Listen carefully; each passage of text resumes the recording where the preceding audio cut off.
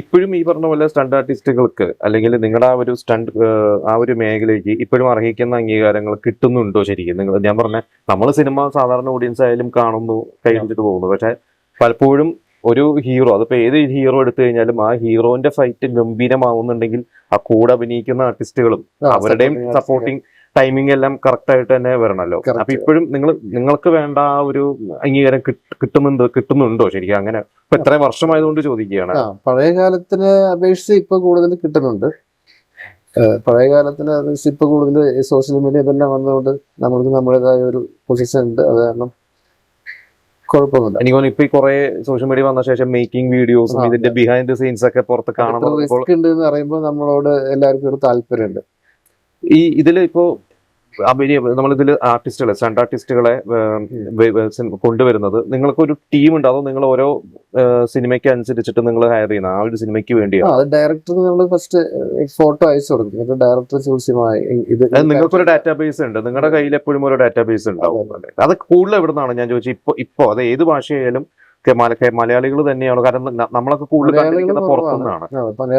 അതെന്തുകൊണ്ടാണ് മലയാളികൾ ഈ ഒരു ഫീൽഡിലോട്ട് വരുന്നത് കുറവ്? ഇപ്പോഴും മലയാള സിനിമയിൽ നമ്മൾ പുറത്തുനിന്നാണ് കൊണ്ടുവരുന്നത്. മലയാളികൾ സത്യം പറഞ്ഞാൽ എനിക്ക് മനസ്സിലായിട്ടുള്ളത് ഡെഡിക്കേഷൻ കുറവുള്ളവരാണ്. പിന്നെ ഒരു സിനിമ ആകുമ്പോഴേക്കും അവർക്ക് പിന്നെ സൂപ്പർ സ്റ്റാർ ആവണമെന്നുള്ള മെന്റാലിറ്റിയിൽ ഡെഡിക്കേറ്റഡ് അല്ല. ശരി, അതുകൊണ്ടാണ് കൂടുതൽ മറ്റുള്ള ഭാഷയിൽ നിന്ന് വരുന്നത്. അവർക്ക് വർഷങ്ങളോളമായിട്ട് സ്റ്റണ്ട് ആർട്ടിസ്റ്റ് ആയിട്ട് തന്നെ നിൽക്കുന്നവരാ. അല്ല, അവര് ഈ പറഞ്ഞ പോലെ പുറത്തുനിന്നുള്ള അത് ഏതാ തമിഴ്നാണോ അതോ ആന്ധ്രയെന്നോ എവിടുന്നാണ് ഇപ്പൊ കൂടുതൽ? തമിഴ്ന്നുണ്ട്, കർണാടകയിലുണ്ട്. കർണാടകയിലും ഇതുപോലെ അസോസിയേഷൻ സ്റ്റാർട്ട് ചെയ്യുന്നുണ്ട്. ഇപ്പൊ പുറത്തുള്ള ആർട്ടിസ്റ്റുകൾ ഇപ്പൊ പറഞ്ഞല്ലോ, അവര് മലയാളികളെക്കാട്ടും കൂടുതൽ പുറത്തുള്ള ആർട്ടിസ്റ്റുകളാണ് കൂടുതൽ വരുന്നതെന്ന് പറഞ്ഞു. അവരിത് ശരിക്കും ഒരു തൊഴിലായിട്ട് മാത്രമാണോ, അതോ അവർക്കൊരു സിനിമയോട് പാഷനേറ്റ് ആയിട്ട് അവർക്ക് ഇനി അത് നേരത്തെ പറഞ്ഞ പോലെ വലിയ നടനാവണം അല്ലെങ്കിൽ സൂപ്പർ സ്റ്റാർ അങ്ങനെ ഒരു മോഹമായിട്ട് വരുന്നവരാണോ അവിടെ ഉള്ളത് കൂടുതൽ? അങ്ങനെയുള്ളവരും ഉണ്ടോ? അങ്ങനെയുള്ളവരുണ്ട്, പക്ഷെ അത് കുറവാണ്. കൂടുതലും കറക്റ്റ് ആയിട്ട് തന്നെ സ്റ്റണ്ട് ആർട്ടിസ്റ്റ് ആയിട്ട് നിന്നിട്ട് അവരുടെ പൊസിഷൻ കീപ്പ് ചെയ്തു. അവർക്ക് അതവരൊരു ജോലിയാണ് എന്നുള്ള കണക്കാക്കി തന്നെയാണ് അവര് വരുന്നത്.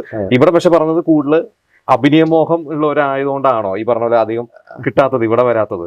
ഇവിടെ അത്ര ഡെഡിക്കേറ്റഡ് അല്ല. ഇവിടെ എല്ലാവർക്കും പെട്ടെന്ന് എന്തെങ്കിലും ആവണം, ഹാർഡ് വർക്ക് ചെയ്യാൻ തയ്യാറില്ല. പെട്ടെന്ന് നാളെ ഇന്നിപ്പോ ഒരു ചെയ്യുമ്പോഴേക്കും നാളെ അതിന്റെ ഹീറോ അവർക്ക് ആവണം, ആ ഒരു മെന്റാലിറ്റി ഉണ്ട്. നിങ്ങൾക്കൊരു അസോസിയേഷൻ ഉണ്ടല്ലോ, അത് ശരിക്കും പറഞ്ഞാൽ നിങ്ങളുടെ അസോസിയേഷൻ എന്ന് പറയുന്നത് ഇപ്പൊ ഇതില് സ്റ്റണ്ട് ആർട്ടിസ്റ്റുകളായിട്ട് വരുന്നവർക്കും നിങ്ങൾ എല്ലാവർക്കും ഒരു അസോസിയേഷൻ ആണോ? Stunt artist and masters association artist association ഉണ്ട്. അതില് നമ്മൾ മറ്റുള്ള ഈ നടന്മാരുടെ അസോസിയേഷൻ പോലെയോ അല്ലെങ്കിൽ ഇപ്പൊ ജൂനിയർ ആർട്ടിസ്റ്റുകളുടെ അസോസിയേഷൻ ഉണ്ടെന്ന് തോന്നുന്നു അല്ലെ? പുറത്ത് അസോസിയേഷൻ ഉണ്ട്. അപ്പൊ അതുപോലെ തന്നെ നിങ്ങൾക്ക് ഈ പറഞ്ഞ സംഘടനാപരമായിട്ട് റിസ്കി ജോബ് ആയതുകൊണ്ട് ഞാൻ ചോദിക്കുകയാണ്, വേണ്ട ഒരുപാട് ആനുകൂല്യങ്ങൾ നിങ്ങൾക്ക് കിട്ടുന്നുണ്ട്? ഇപ്പൊ ഈ പറഞ്ഞ ഇൻഷുറൻസോ അങ്ങനത്തെ ഇൻഷുറൻസിന്റെ അതുപോലെ മെഡിക്കൽ ക്ലെയിം അതെല്ലാം ഉണ്ട്, മെഡിക്കൽ ഇൻഷുറൻസ് എല്ലാം ഉണ്ട്. നിങ്ങൾ എങ്ങനെയാണ് ഇവരെ കണ്ടുപിടിക്കുന്നത്? ഇപ്പൊ ഈ പറഞ്ഞ പോലെ ഇപ്പൊ ഞാനൊരു സിനിമ ചെയ്യാൻ ഡയറക്ടർ ആണെങ്കിൽ എനിക്ക് നിങ്ങളുടെ അടുത്ത് പറഞ്ഞാൽ മതി ഈ ഒരു സീനിലെ ആർട്ടിസ്റ്റുകൾ, അല്ലെങ്കിൽ നമ്മളെ സ്ക്രിപ്റ്റ് വായിക്കാൻ മനസ്സിലാവും. പക്ഷെ ഇത് പറ്റിയ ആൾക്കാരെ കണ്ടുപിടിച്ച് എപ്പോഴും അവൈലബിൾ ആക്കുക എന്ന് പറയുന്നത് വലിയൊരു ഉത്തരവാദിത്തമുള്ള ഒരു ജോലിയാണ്. നിങ്ങൾ എങ്ങനെയാണ് ശരിക്കും ഇവരെയൊക്കെ കണ്ടെത്തുന്നത്? എങ്ങനെയാണ് അത്? നമ്മുടെ അസോസിയേഷനിലെ മെമ്പേഴ്സിനെല്ലാം ഗ്രൂപ്പ് ഒക്കെ ഉണ്ട്, ആ ഗ്രൂപ്പിന് ഫോട്ടോ ഡീറ്റെയിൽസ് ഇടും. അല്ലെ, അസോസിയേഷനിൽ മെമ്പർ ആവണമെങ്കിൽ എന്താണ് വേണ്ടത് ശരിക്കും? ഓൾറെഡി ഇത്ര സിനിമകൾ വർക്ക് ചെയ്ത് എക്സ്പീരിയൻസ് ഉള്ളവരെയാണോ നിങ്ങൾ മെമ്പേഴ്സ് ആക്കുന്നത്? അങ്ങനെയല്ല, കുറച്ചുകൂടി ടൈമിങ് ഇതുപോലെ ആക്ഷനോടൊക്കെ പാഷനുള്ള കുറച്ചുകൂടി ഹാർഡ് വർക്ക് ചെയ്യാൻ പറ്റിയ ആൾക്കാരായിരിക്കും. അങ്ങനെയുള്ളവരെയാണ്. അപ്പൊ ഇപ്പൊ എന്തായാലും പണ്ടത്തെക്കാട്ടും കുറച്ചുകൂടി ബെറ്റർ ആണ് അല്ലെ? ബെറ്റർ ആയിട്ടാണ്. ഇതിന്റെ ഇടയ്ക്ക് എനിക്ക് ചേട്ടൻ അഭിനയിച്ചിട്ടുണ്ട്, ക്യാരക്ടർ ഉണ്ട്. അപ്പൊ ഈ പറഞ്ഞ അത് ഇതിന്റെ ഒരു കൂടെ സാഹചര്യം കൊണ്ട് അഭിനയിക്കുന്നതാണോ, അത് താല്പര്യമുണ്ടോ ശരിക്കും അഭിനയിക്കാൻ? താല്പര്യമുണ്ട്, പിന്നെ സാഹചര്യം വരുമ്പോൾ ചെയ്യും. എത്ര സിനിമകൾ ഇതിൽ അത്യാവശ്യം മെയിൻ റോൾസ് അല്ലെങ്കിൽ അത്യാവശ്യം ഒരു ശ്രദ്ധിക്കപ്പെടുന്ന റോൾസുകൾ ചെയ്തിട്ടുള്ള എത്ര സിനിമകൾ ചെയ്തിട്ടുണ്ട്? ഒരു 15ഓളം സിനിമകൾ ചെയ്തിട്ടുണ്ട്.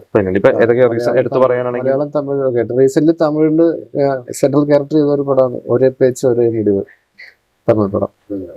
പിന്നെ ഇപ്പൊ മലയാളം ഷൂട്ട് കഴിഞ്ഞ് നിൽക്കുന്നു, ടൈറ്റില് കൺഫേം ആവുന്നുള്ളൂ. ഇപ്പൊ സിനിമകളിൽ പല മേഖലകൾ അവാർഡ് കൊടുക്കുന്നുണ്ട്, മികച്ച നടൻ മുതൽ അങ്ങോട്ട് സൗണ്ടിനും എല്ലാത്തിനും അവാർഡ് ഉണ്ട്. പക്ഷെ ഈ പറഞ്ഞ പോലെ സ്റ്റണ്ട് കൊറിയോഗ്രാഫിക്ക് അവാർഡ് ഇപ്പൊ കൊടുക്കുന്നുണ്ട് തോന്നുന്നു, പക്ഷെ പണ്ട് റീസെന്റ് കൊടുത്തു തുടങ്ങിയിട്ടുണ്ടായിരുന്നു.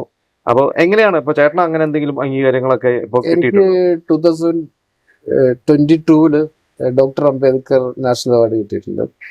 പിന്നെ ഇപ്പൊ റീസെന്റ് ഡിസംബർ 2025 ഇന്ത്യൻ ഫിലിം അക്കാദമിയുടെ ഒരു അച്ചീവ്മെന്റ് അവാർഡ് ഇതുവരെയ്ക്ക് 150ലധികം സിനിമ ചെയ്തതിന് അച്ചീവ്മെന്റ് അവാർഡ് കിട്ടിയിട്ടുണ്ട് ഏത് Indian film film academy. Film അക്കാദമിയുടെ അംബേദ്കർ അവാർഡ് കിട്ടിയത് ഏതെങ്കിലും സിനിമയ്ക്കാണോ അതോ കോമൺ അതും അച്ചീവ്മെന്റ് അവാർഡാണ്. അച്ചീവ്മെന്റ് അവാർഡാണ്? പക്ഷേ ഈ പറഞ്ഞ പോലെ കുറച്ചും കൂടിയും ശ്രദ്ധിക്കപ്പെടുന്ന എന്താ പറയാ അവാർഡ്സ് കാറ്റഗറികൾ നിങ്ങളുടെയും കൂടിയും ഉൾപ്പെടുത്തണം എന്ന് തോന്നിയിട്ടുണ്ടോ? അങ്ങനെ എന്തെങ്കിലും നിങ്ങളുടെ അസോസിയേഷനിലൊക്കെ ഉന്നയിക്കാറുണ്ടോ? അങ്ങനെ ഇല്ല, എന്തെങ്കിലും അങ്ങനെ ഇതുവരെ നമ്മളൊന്നും അതിനുവേണ്ടി ശ്രമിക്കാറൊന്നുമില്ല. ശ്രമിക്കാറില്ല? കിട്ടണത് കിട്ടട്ടെ. അത്രേ ഉള്ളൂ. ഓക്കെ. പിന്നെ പഴയ പോലെ ഇപ്പൊ മിക്കവാറും അവാർഡ് കമ്മിറ്റികൾ അങ്ങനെ കൊടുത്തു തുടങ്ങിയിട്ടുണ്ട്. അതിന് നല്ലൊരു കാര്യമാണ്.